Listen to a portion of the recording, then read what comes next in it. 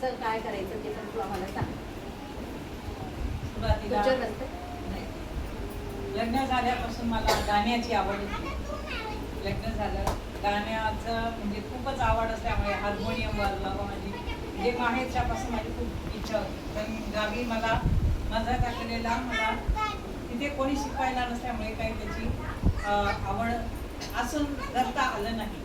पण लग्न झाल्यावर मुंबईत आली आणि म्हटलं आपण आपल्या आता कलेला काहीतरी वाव मिळेल म्हणून आम्ही गणपती बघायला बाहेर गेलो आणि तिथे एक मॅडम त्यांचा प्रोग्राम चालू होता गाण्याचा. पण त्या गाण्याच्या प्रोग्राममध्ये मी त्यांना 5 मिनिटं थांबली आणि त्यांना विचारलं की मला ना गाण्याची खूप आवड आहे, तर मला पेटी शिकायची, हार्मोनियम शिकायची आहे, गाणं म्हणायचं. म्हणजे असा क्लास आहे, मी तिथे जाते, तुम्ही तिथे जॉईन व्हा आणि या. तर मग 1 महिना गेला.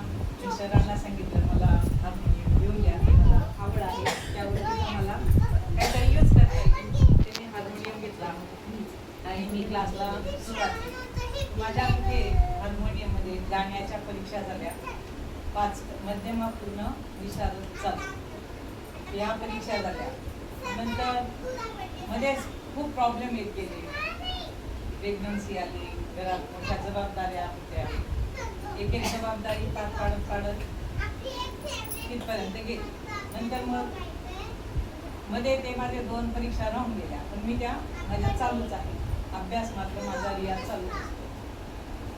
मग कोरोना आला मध्ये माझी आधीपासून इच्छा होती की आपल्याला संस्कृत गीता आपल्याला आली पाहिजे, खूप इच्छा होती. कोरोनामध्ये जेव्हा गीतेचे क्लास चालू झाले, गीता परिवाराकडून गीतेचे क्लास चालू झाले, म्हटलं आता आपल्याला एवढं मोबाईलचं जमीन की नाही, कसे फॉर्म भरायचे काय, तरी म्हटलं नाही आपण ट्राय केला. लिंक शोधली, फॉर्म भरला आणि जॉईन झाली. पहिले सुरुवातीला आपल्याला ते 3 अध्याय शिकवतात, त्याच्यात 12-15 अध्याय की सगळ्यांना एकदम असं येणार नाही. सोपे अध्याय कोणते आणि 20-20 श्लोक आहेत, तर ते आपण आधी सगळ्यांना शिकवायचे. त्यांनी शिकवायला सुरुवात केली. एक अध्याय पाठांतर सुरू झालं.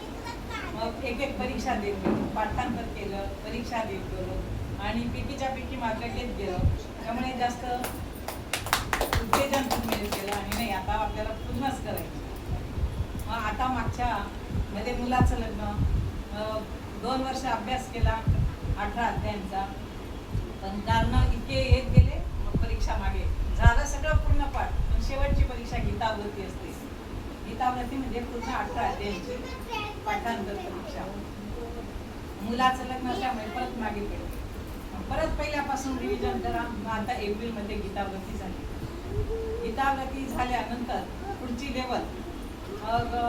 पुढची लेवल काय करायची, कोणी सांगायचं की आपण ना आता संख्याप्रमाणे शिकायचं. तर ते खूप अवघड आहे, एवढं आपल्याकडनं नाही होणार की आता पहिला अध्यायातला पहिला श्लोक म्हणा, 5वा म्हणा, 12वा म्हणा, ते खूप किचकट वाटतं, नाही होणार. जेव्हा मैत्रिणींचा आमचा ग्रुप बनला की नाही आपण करायचं, तर चालेल. मैत्रिणीने आम्ही जेव्हा रिव्हिजन अशी सुरुवात करायला लागली तर इतका इंटरेस्ट गेला तर आज आमचे 18 अध्याय म्हणजे चालू आहेत आणि संख्यांकानुसार आमची आता ती 8 मार्चला ती पण पूर्ण होणार संख्यांकाचा क्लास. आणि त्याच्या पुढची परत लेवल म्हणजे ती विचक्षणा. गीतावृत्तीनंतर गीता विचक्षणा आणि गीता विचक्षणानंतर पुढचा जो आहे क्रम तो गीतेचा एक श्लोकाचा अर्थ, ते आपल्याला अर्थ सांगतील आणि आपण त्याच्यावर श्लोक सांगायचा. पुढची लेवल ती पण करण्याचा माझा मानस आहे आणि ते पण मी पुढे करणार आहे.